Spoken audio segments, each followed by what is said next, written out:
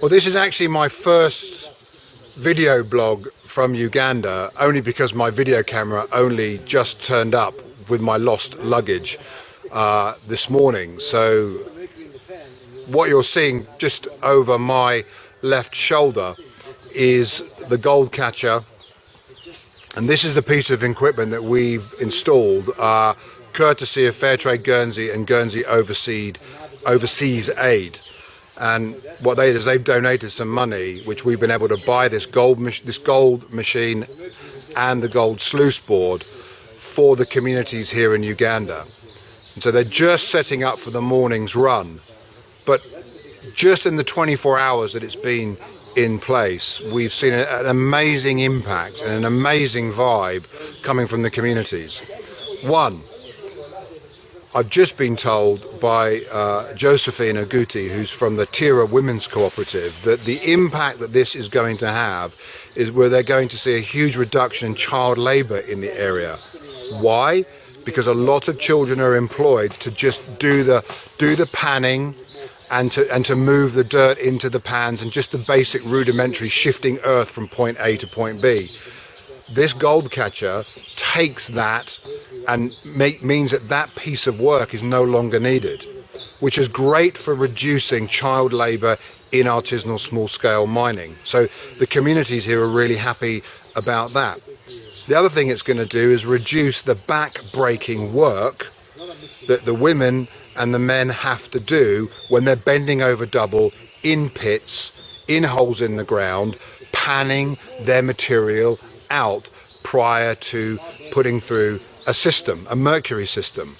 So if you imagine bent over double for 8 hours, sluicing out or panning out, 1.5 to 2 kilos worth of material, that's going to have a massive impact on your back muscles, and the back pain that the women talk about is a very real problem.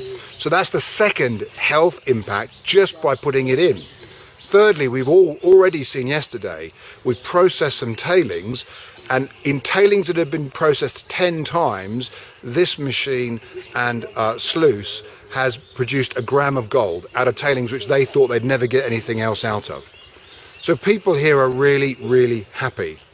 And the fourth outcome is it's going to mean that all the communities in this area are going to have to start working more collectively, more cooperatively to begin to aggregate the small amounts of production which they have and bring that through into a much bigger amount with one eye on the holy grail of getting to an export system. So just in the 24 hours that it's come in, the buzz around here is great. People are really liking it. They're really, really happy. They're seeing more product coming out for their work. They're seeing their work made easier. It's taking children out of mining.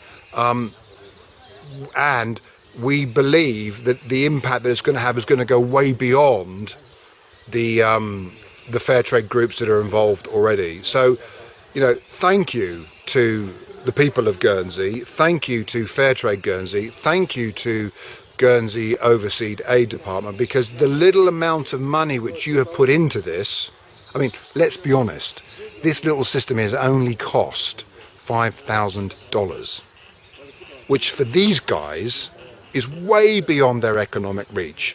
For us in the rich, affluent West, we can do this. We can do this 100 times over across East Africa. We can do this 1,000 times over across East Africa, and the social, economic impact and environmental impact will be huge.